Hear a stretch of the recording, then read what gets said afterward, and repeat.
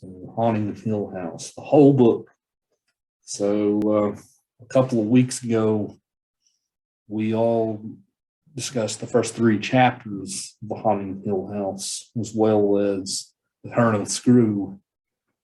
So now we kind of have the complete picture of The Haunting of Hill House. So you guys all now know what happens with Eleanor and with the house. And you know that it doesn't end too happily for poor Eleanor here. Things turn out pretty badly for her in the end. So, we definitely have a lot to discuss with it. So, I'll just turn the floor over to you guys. What did you make of the ending of Haunting of Hill House? What interested you about the book? Whether it's the characters, whether it's the house, whether it's Eleanor's declining sanity. What particularly grabbed you about The Haunting of Hill House as you read through the rest of it? I felt like the ending was very ominous, knowing something bad's going to happen with the house again. Even though the characters we now see are safe, just something else is going to happen. It's not over yet. So as long as the house stands, right, there's always going to be some history will repeat itself. Yeah, you kind of go full circle with the end, because if you go back and read the very first paragraph and then you read the very last paragraph, she repeats herself there, right? She says Hill House has stood for 80 years. It'll probably stand for 80 more, right? So she gives almost the same little blurb in the very last paragraph as she gives in the very first paragraph, which is a fun little bit.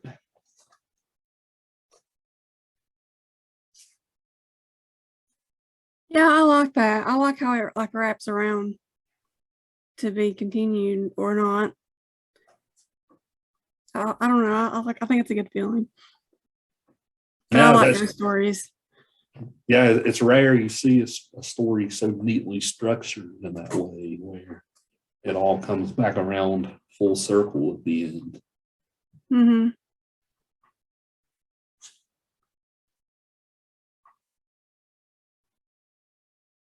What do some of the rest of you guys make of how it ended, or what particular character might have grabbed you guys? Jessica, what did you make of it? You have a very inquisitive look at the moment. What did you make of it? I kind of agree with Paige and Mackenzie. I like how it kind of left it like more open-ended, and it's more like there is no end to it. So I really like that. Someone else might be the next Eleanor, right? Just like how before some member of the Ukraine's daughter, what happened to her hired help, right? Whatever happened, just like what happened to her happened to Eleanor, right? So history might keep repeating itself. Something is off about the house, right? Something is amiss. I thought it was interesting how it was like the house was taking control of Eleanor. Like, she's like, why do they think that they can beat the house or stop me from being there or make me leave? And I thought that was kind of a bigger picture. Like, the house, it has more power than what you think. It's not just some haunted house. It's got more power to it. Yeah, you can kind of tell here. I'm sure some of you guys have watched or read The Shining before, right? You guys can probably kind of see where Stephen King might have got the inspiration there, right? about, of course, in the Shining, the hotel is the place that's got a personality, right? But the Hill House definitely has that sort of shining about it, where something is, some type of psychic energy or something is off there.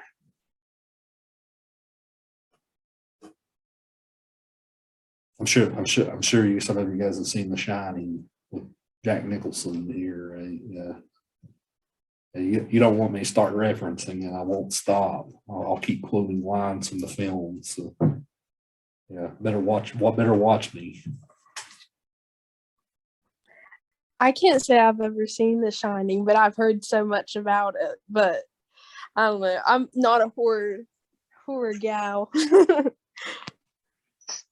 I thought you were, Kenzie. I thought you were a big horror buff. No, like I can't watch horror movies by myself. Like I can read all about it, but just watching it with the music and like all that, I can't. I'm too much of a scaredy cat.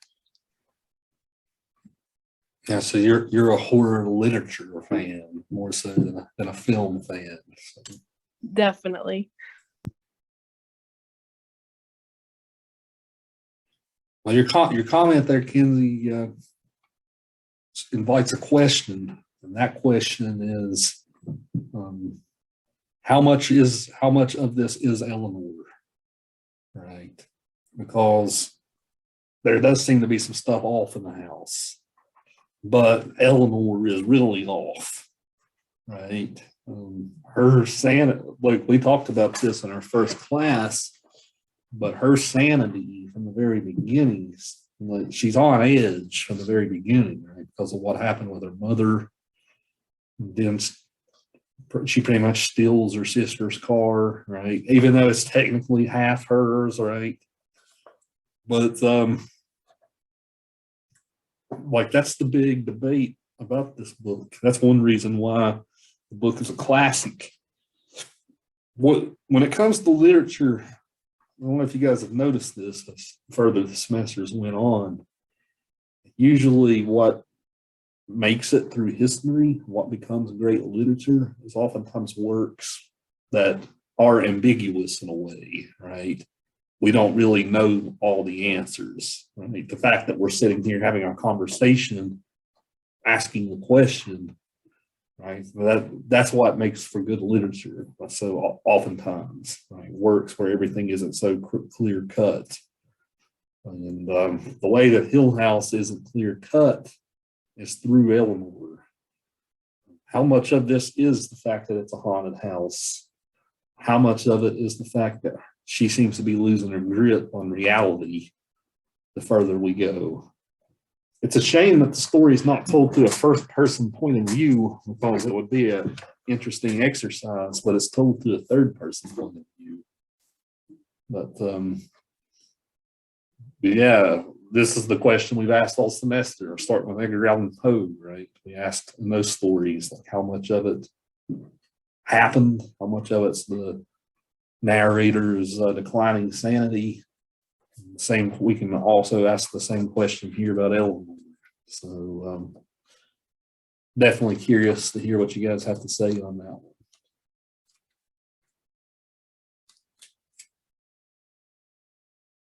As you kept reading, were you like, this woman's crazy, right? Were any of you guys thinking that the further you read? I knew that it would be something like that because she starts off already super nervous. Yeah. She's already uneasy, and it only got worse. It was kind of, I don't know, I kind of guessed it. So you guessed she would lose her grip on Kind of, reality? yeah. Yeah, a little bit.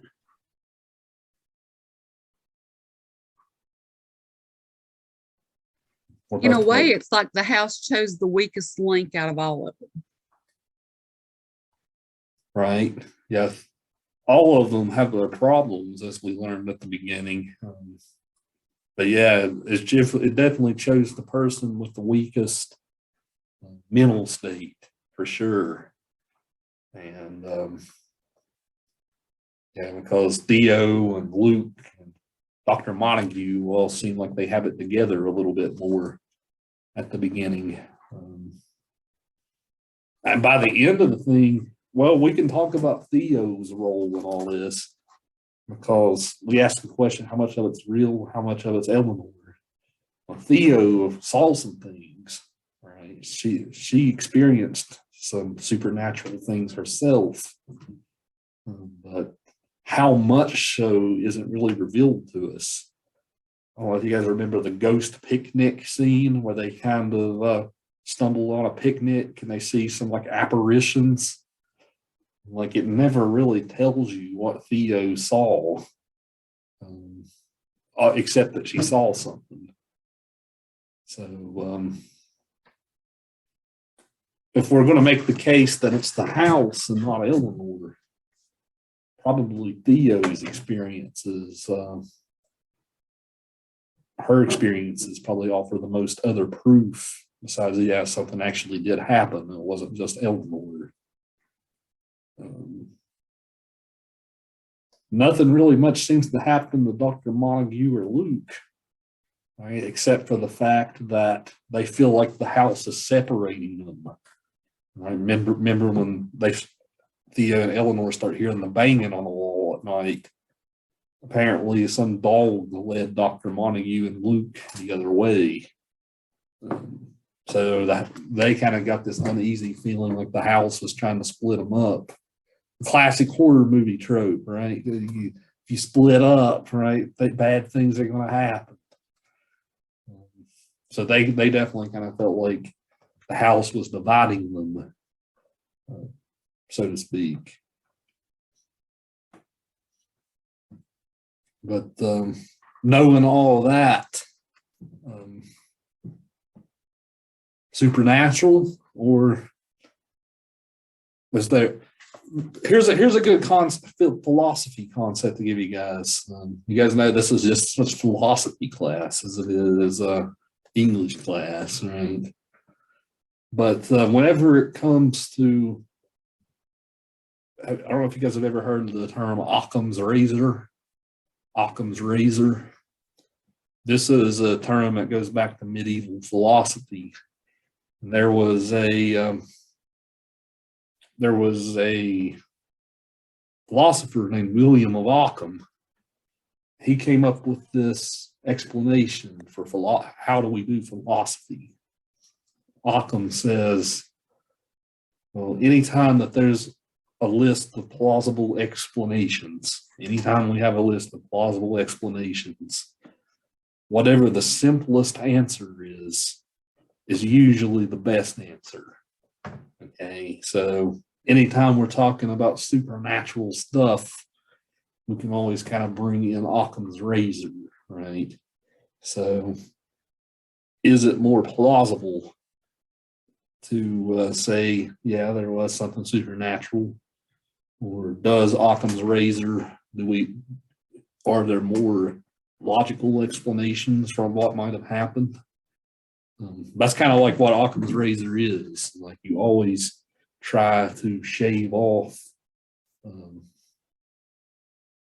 answers that aren't so plausible. And usually whatever the simple answer is the right one. So this is always even a good way to solve mysteries.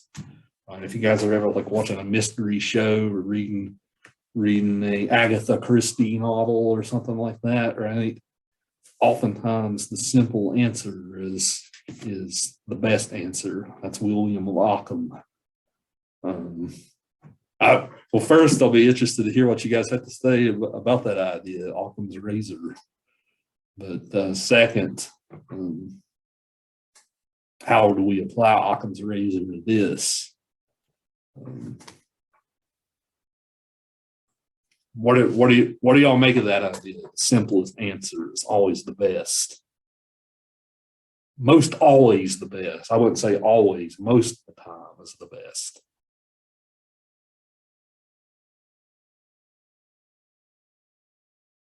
So let's say not just a supernatural thing, but maybe also like a science thing, right? So maybe there's a scientific answer for something.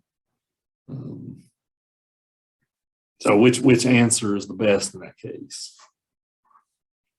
I don't know if this will actually be the right answer, but maybe it was where she was already so vulnerable going into it. Maybe the idea of a supernatural being kind of got into her head a little bit, and she like made her go crazy, sort of. And she came looking for friendship and or whatever because she loved her sisters and stuff.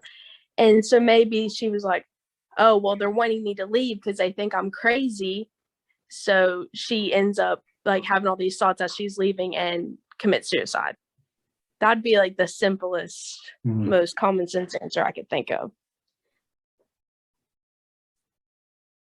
Right. So you definitely applied the razor there, Kenzie, as far as that goes, because that's within the realm of plausibility for sure. And, more so than it's with supernatural events.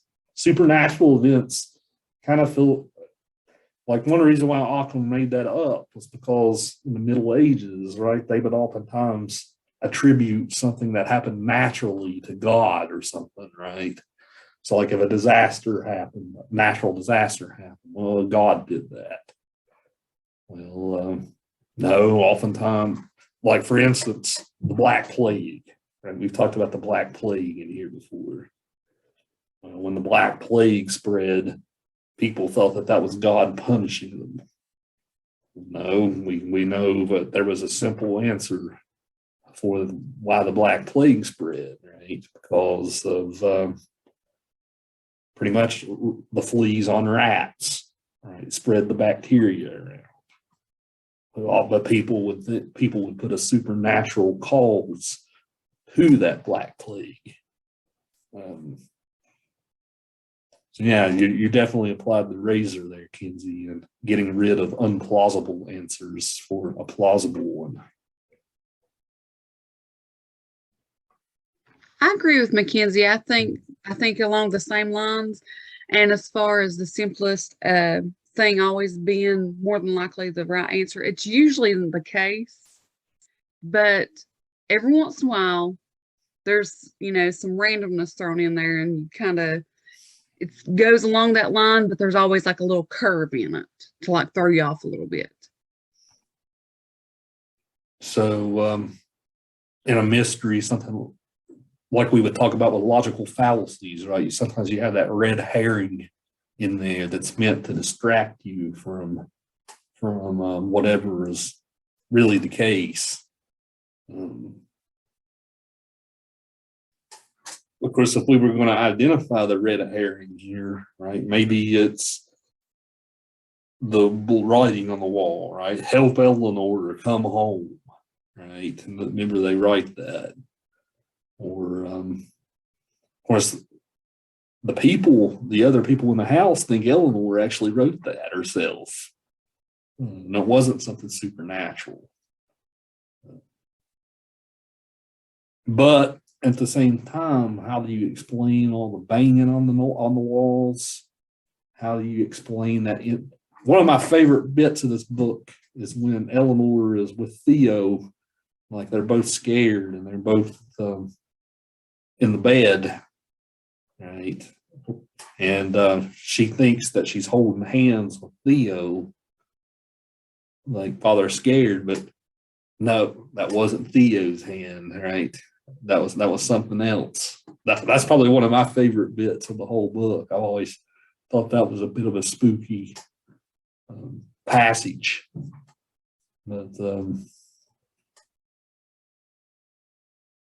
yeah, Jessica and Kenzie both seem to think there's a logical answer here.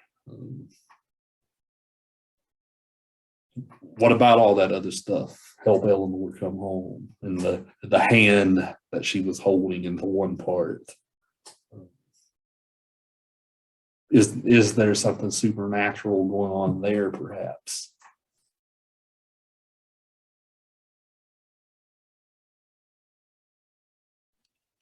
Or maybe her thinking that she was holding Theo's hand was like mental illness, perhaps. Mm-hmm.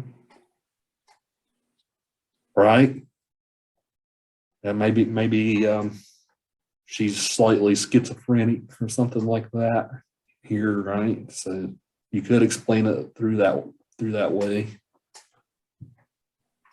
She's desperate for affection that she maybe like makes it up.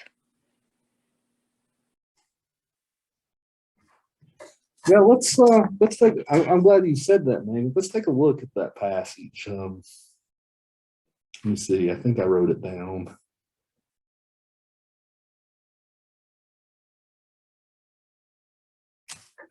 I'll thumb through the book here. It's at the end of one of the chapters. I can't remember which chapter. I think it's at the end of. Let's see. Yeah, it's page 120 in mine. It's the last passage before chapter 6 in chapter 5. So it's pretty easy to find if you have your book. We kind of ground ourselves in the text a little bit here. It says, I can't stand it, Eleanor thought concretely. This is monstrous. This is cruel. They have been hurting a child, and I won't let anyone hurt a child. The babbling went on, low and steady, on and on and on, the voice rising a little and falling a little, going on and on. Now Eleanor thought, perceiving that she was lying sideways on the bed in the black darkness, holding with both hands to Theodora's hand, holding so tight she could feel the fine bones of Theodora's fingers. Now I will not endure this. They think to scare me. Well, they have. I am scared, but more than that, I'm a person. I'm human. I'm a walking, reasoning, humorous human being, and I will take a lot from this lunatic, filthy house, but I will not go along with hurting a child. No, I will not. I will, by God, get my mouth to open right now, and I will yell. I will yell, stop it, she shouted. And the lights were on the way they had left them, and Theodora was sitting up in bed, startled and disheveled. What? Theodora was saying. What, Nell? What? God, Eleanor said, flinging herself out of bed and across the room to stand shuddering in a corner. God, whose hand was I holding? So, yeah, if you were, Megan, you said that you could attribute that to mental illness. Well, the paragraph right before she says, whose hand am I holding, right? That's a very unsteady paragraph, right? If you want to do close reading there, her thoughts seem to be bouncing back and forth. Like her mind seems to be racing there in that last paragraph. So, yeah, you could probably for sure make that explanation that it was her perceiving things that weren't there, and maybe that's just her. That's a good point, because she spent years and years and years with just her mother, right? She had nobody else, so maybe she made up. I don't know. Maybe that ran with her a little bit. Yeah, that isolation that she felt all those years, right? So maybe that is her longing for some type of affection. Her relationship with Theo throughout the whole thing is interesting. We introduced the fact, maybe it's not a fact, maybe it's up for interpretation.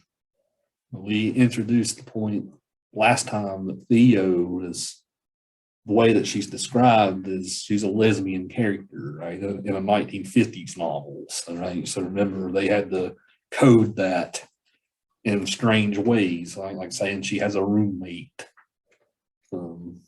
Their relationship throughout the whole book is very interesting, especially if you want to say that Eleanor was mentally ill, or maybe she was wanting affection.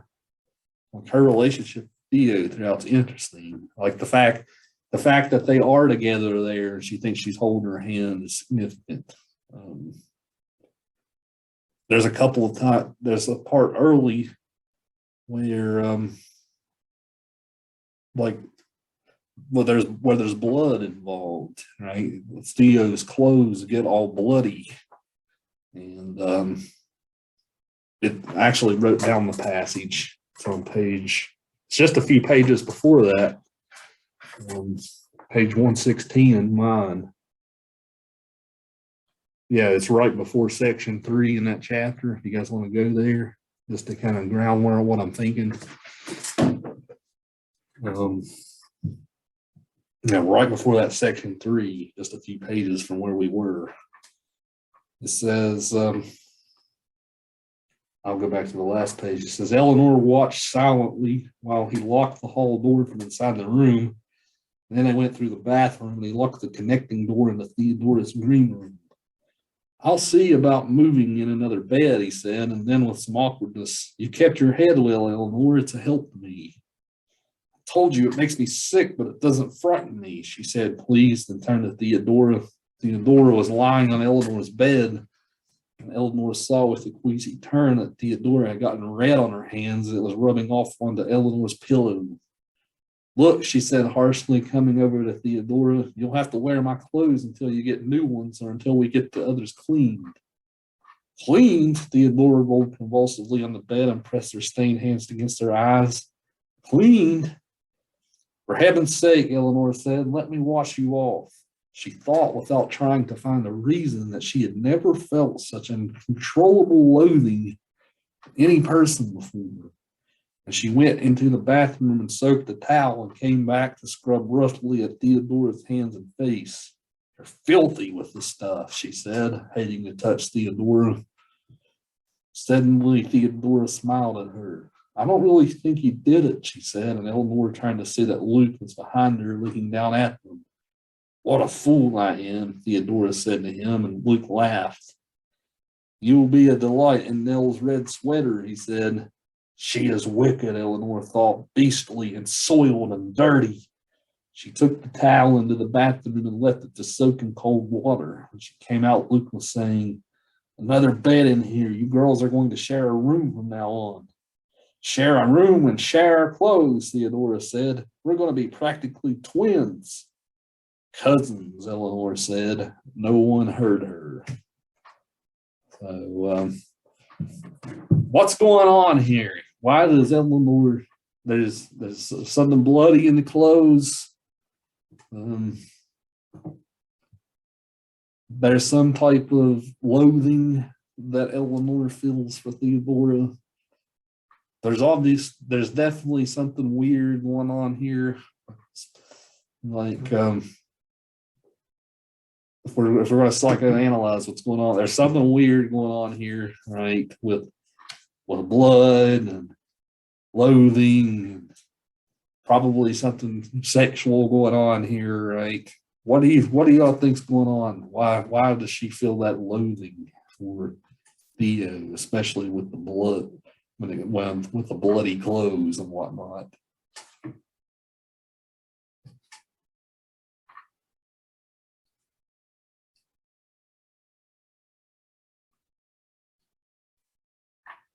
I don't think you guys have to think too hard on this one. What's going on there? You ladies in here, tell me what's going on here with why Eleanor is repulsed. I saw it click for you there, Haley.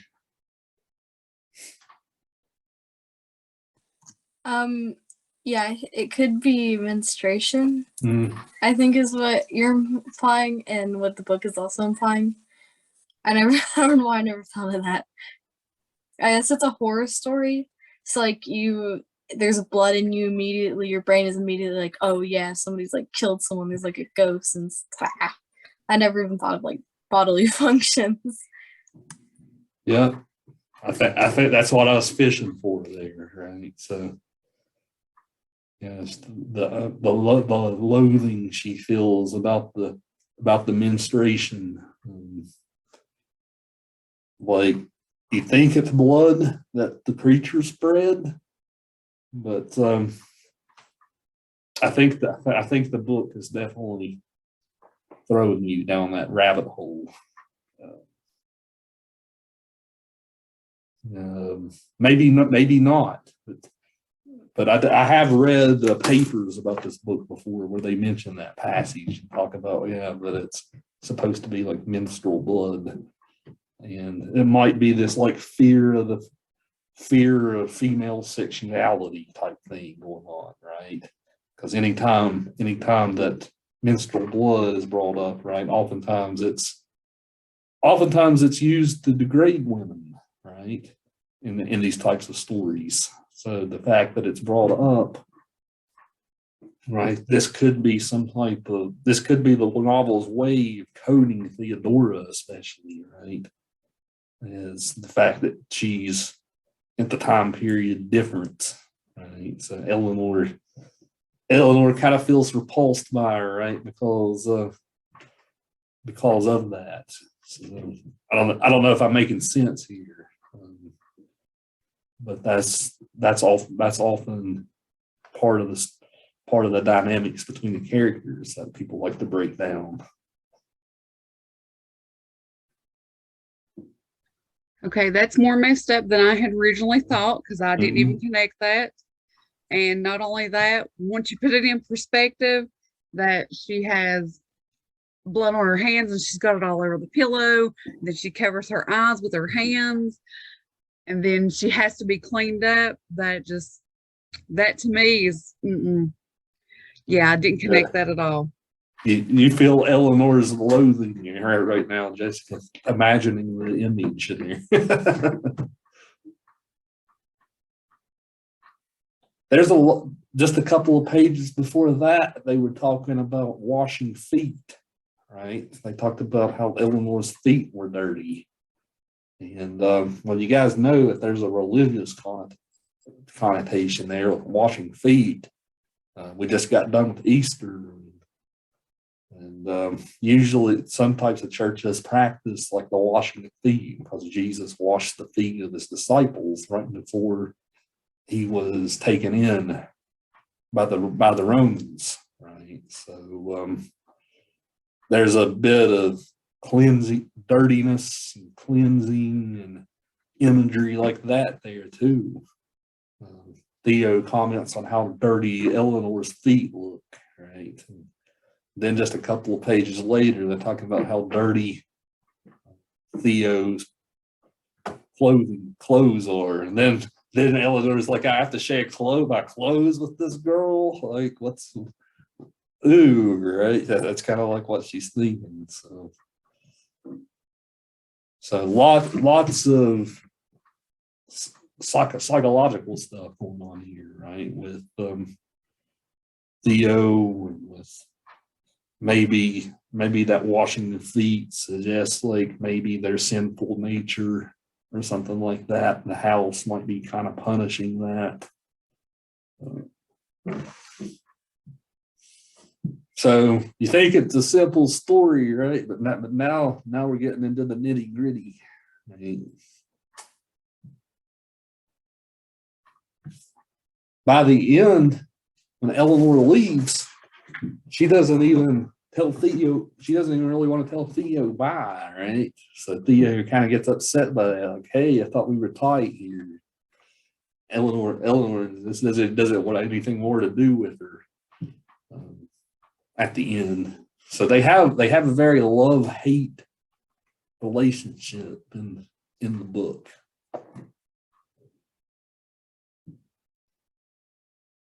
Perhaps that's just because of 1950s mores, right, and values and things like that.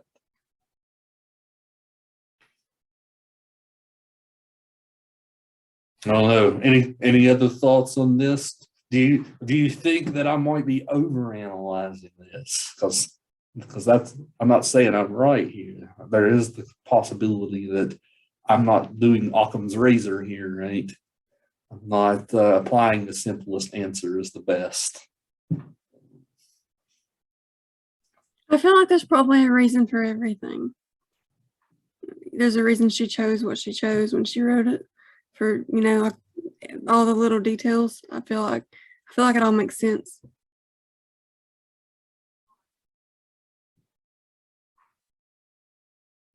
Yeah, it's kind of fun how what on the surface appears to be such a simple story, right? It does take on these deeper layers of symbols and meanings.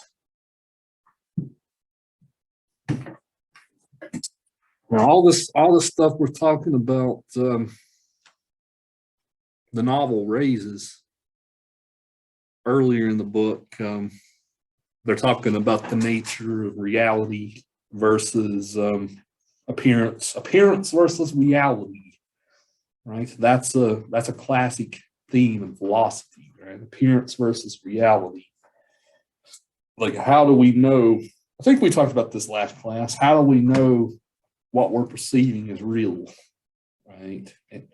Maybe we're all crazy, right? So oftentimes in philosophy, like, they'll define reality as the shared experience of different people. So whatever the majority of people agree to, that's reality, right? So like, if we're all in a room and we all, maybe let's say 20 of us are in a room, and 15 of us don't see anything, but 5 people see a ghost, right? The majority rules there, right? That there's no ghost because only 5 people saw it. So oftentimes that's how we define even like, well, who's sane or who's not sane, right? Just based on majority consensus.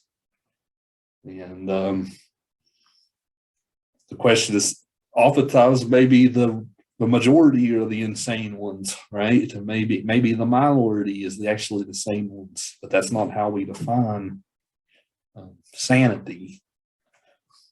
The book raises this earlier. Again, I'm not sure what versions you guys have. Let me see what it is. Chapter 5. There's a passage pretty early on in chapter 5 that raises this theme. She said they're talking about what's real, what might be supernatural, what's real. No physical danger exists, the doctor said positively. No ghost in all the long histories of ghosts has ever hurt anyone physically. The only damage done is by the victim to himself. One cannot even say that the ghost attacks the mind, because the mind, the conscious thinking mind, is invulnerable. In all our conscious minds, as we sit here talking, there is not one iota of belief in ghosts. Not one of us, even after last night, can say the word ghost without a little involuntary smile. No, the menace of the supernatural is that it attacks where modern minds are weakest, where we have abandoned our protective armor of superstition and have no substitute defense. Not one of us thinks rationally that what ran through the garden last night was a ghost and what knocked on the door was a ghost. And yet there was certainly something going on in Hill House last night, and the mind's instinctive refuge, self-doubt, is eliminated. You cannot say it was my imagination because 3 other people were there too. I could say, Eleanor put it in, smiling, all 3 of you are in my imagination. None of this is real. If I thought you could really believe that, the doctor said gravely, I would turn you out of Hill House this morning. You would be venturing far too close to the state of mind which would welcome the perils of Hill House with a kind of sisterly embrace. He said he would think you were batty, Nell, dear. So there's a bit of the book, right, that raises this theme, appearance versus reality. Is it real? Because all of them experience something, right? Is it real? Eleanor is saying, I don't even know if I'm real, right? I don't even know if I'm real, so I don't know about the rest of you. So, I guess you guys can see where I went with that rant, right? Appearance versus reality, the definition of sanity. Like I said, maybe the insane people are the true sane people, right? It's all about the majority consensus. Any thoughts? Any further thoughts on this topic? I feel like it almost gives it sort of a Lovecraft vibe of like something higher up than just like these people. Right. So the unexplainable, in this case, the frightening part of the unexplainable cosmic horror element here. Yeah, I think Jackson was a fan of Lovecraft, so there's probably some type of influence there. I do know that she was a fan of him.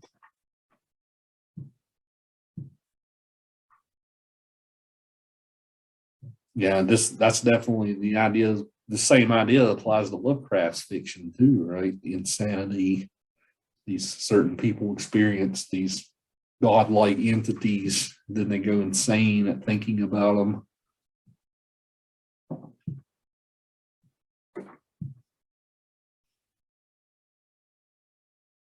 Yeah, it's an interesting piece of the puzzle, right? Maybe somebody who's crazy, like whatever they are experiencing is real to them, right? If they're mentally ill. But that's not what the majority consensus rules. So therefore that person is insane. It's a bit depressing of a thought to think about, isn't it? Right? Like, especially when you consider the fact that the majority isn't always right. The tyranny of the majority. Like, that's oftentimes what I think one of the founding fathers called democracy there, right? The tyranny of the majority. So, oftentimes the majority isn't right.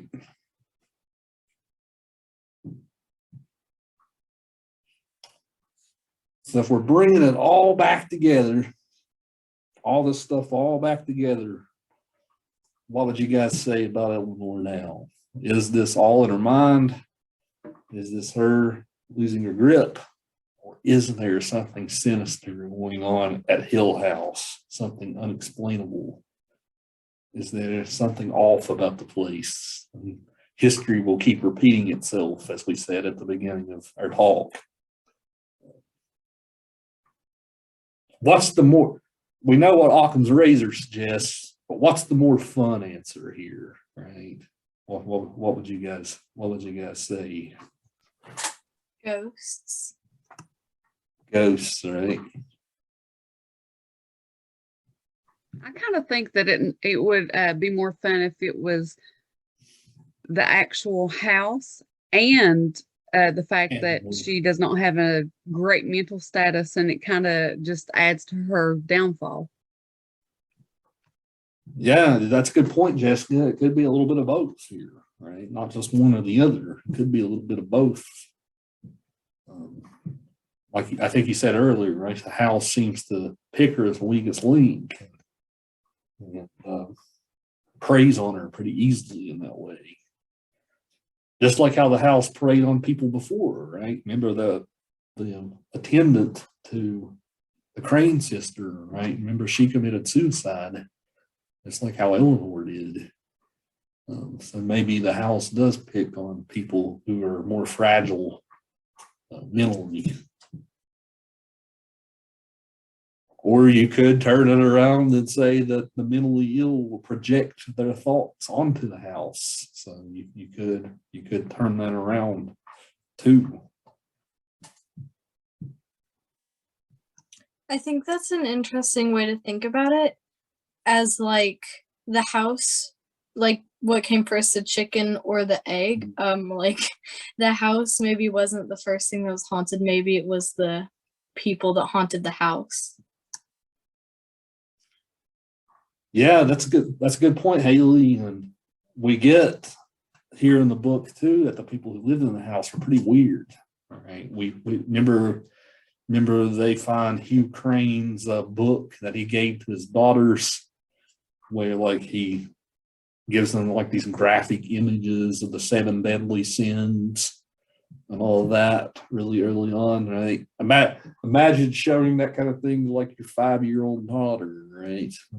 Little bit freaky. So something was messed up with this guy, Hugh Crane, who owned the house. He projected his nonsense onto his daughters, right? Maybe that projected off into the house somewhat. Yeah, where's that passage? I wrote that passage down, 124.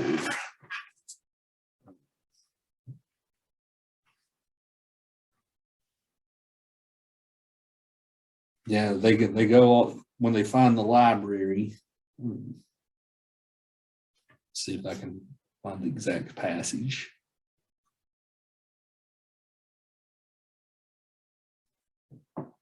Yeah, he shows them all this art. He shows them some William Blake drawings. If you guys, I don't know if you guys know anything about William Blake. He was a poet who also did some really nice visual art. But like usually his subjects take on like religious subjects.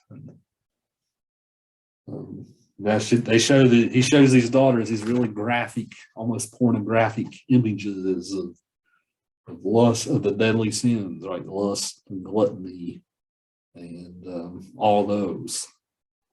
So yeah, something's off with the place just based on who lived there first, right? And then something bleeds into the next generations. Here's a spooky part that we haven't mentioned yet. Eleanor dies in the exact same place that Hugh Crane's wife died in, right? So she wrecks her car in the exact same place that Crane's first wife. Like, remember, she was moving into Hill House. She died before she could even get there. She crashed. Her horse carriage crashed. Eleanor dies in the exact same spot. Is that supernatural, or is there a logical explanation for that?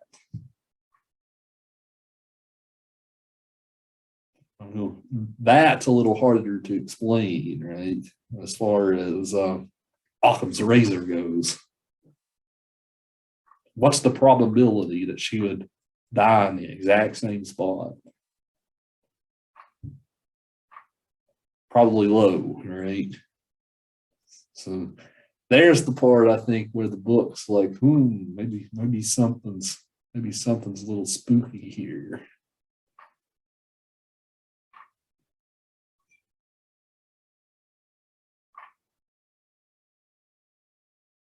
I don't know. Any thoughts on that? Does that change how some of you all might think about it?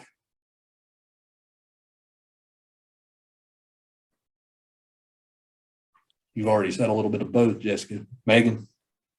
In the context of the story, it does make sense that it would be supernatural.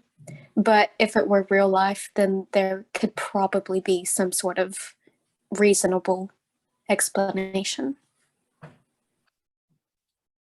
I challenge you there, Megan. How might that be a reasonable explanation for that? Maybe her car, like the brakes on it, wouldn't work or something like that. Or maybe there was something in the road that popped one of the tires.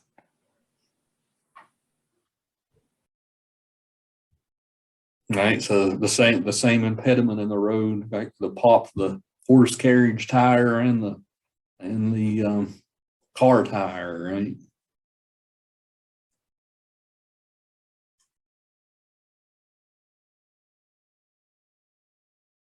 Well, that's plausible, right? Is it? It's possible.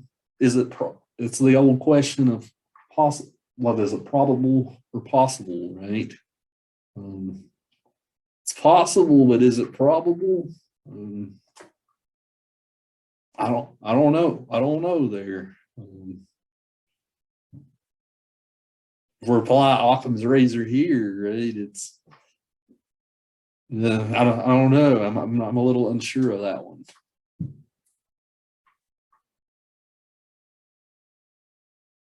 Yeah, this is how the book. This is why this is a masterful book, right? Just because it makes you think. It takes the skeptic in all of us, right, and maybe asks, is there something more out there? We're in a society now that's very scientific minded, right? We're in a very rationalistic society these days. So Yeah, so the book hasn't aged in that way, right? Just because we're even more so, we're still so rational, want to be rational about things like this.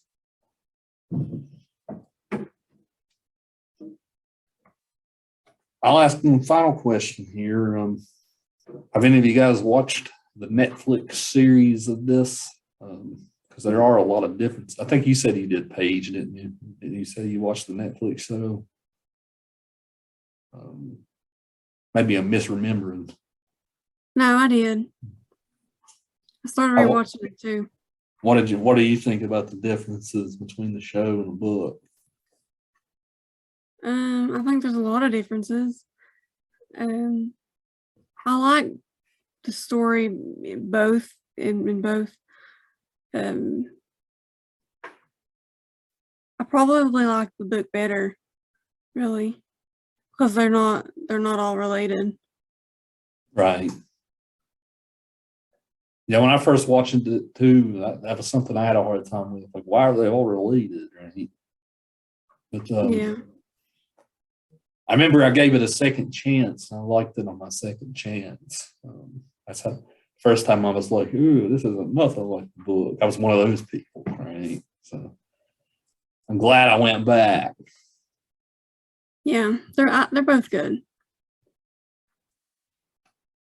Yeah, think about them like they're two different texts. If you think about it that way,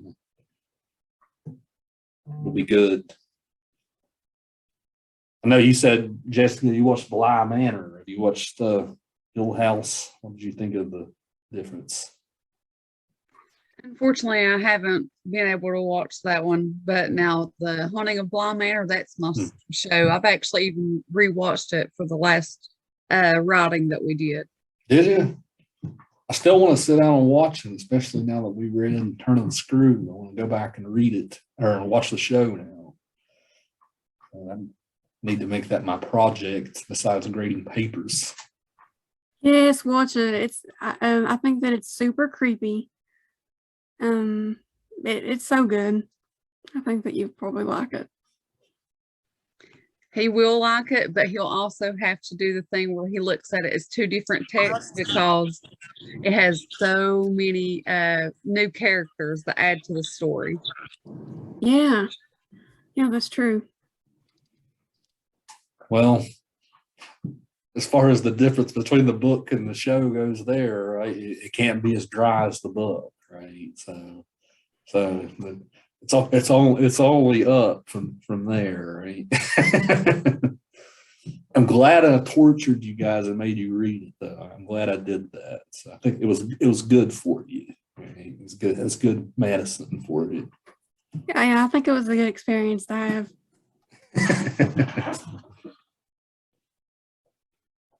Yeah, sometime or other, I'm going to torture myself and try to read Henry James's other famous novels. I should, because his time period is the time period I study as a scholar, but I barely touched him because he is so dry, right? But there's a certain thing about his dryness, right? That's appealing. I can't really explain it, right?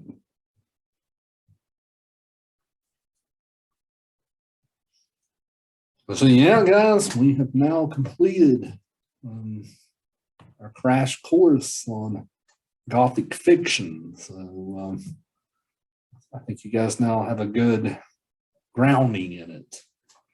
We didn't really read a lot of stuff recently. That's been written since the 50s or 60s. There's a lot of good stuff out there. There's a lot of good stuff. You go to Books A Million and look at the horror section, right? It's a little bad. It's a little sad because 90% of the horror section is always Stephen King, right? And then 10% of the horror section something else. I do enjoy Stephen King, right? But there are other writers besides Stephen King, right? I think there's a lot of good writing out there. You just kind of got to look for it. If you continue your exploration of the Gothic genre. So yeah, I could probably recommend you guys some other titles that are more recent. But like I said, just go to Books A Million, go to the horror section, you'll see it, right? 90% of the stuff's his stuff. I could go off on a whole spiel about what I think about King as a writer. Mr. But- Younger. I was gonna ask if Coraline was like gothic horror kind of stuff. What's that, Haley? I was gonna ask if Coraline sort of goes into all that, like the gothic literature. I'm not sure right off, Haley. I'm not sure. It's really interesting though. I think if you haven't read the book, you should read it. And like the live action, or not live action, the stop motion movie. There's a lot of interesting things about it and theories and stuff. I was going to say Stephen King's son is a really good writer too. Joe Hill. He changed his name from King because he didn't want to live in the shadow of his father. But I would encourage you guys to check some of his books out. He's really cool. Some other writers that write Gothic stuff. Neil Gaiman writes a lot of Gothic stuff now. He did the American Gods, which they made a show off of that. It's really good. So he's a famous horror writer now. There's a really spooky book I would recommend you guys called House of Leaves. House of Leaves. That's a really recent novel. I would recommend that. It's really spooky. Yeah, that's another title I would recommend. Stuff that's been written in the past 20 years or so.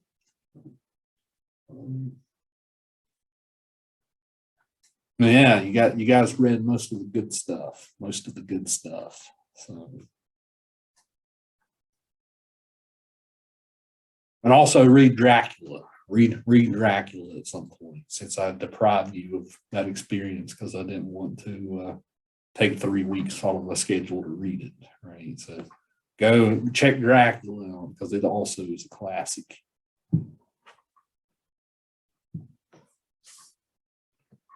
So yeah, good work.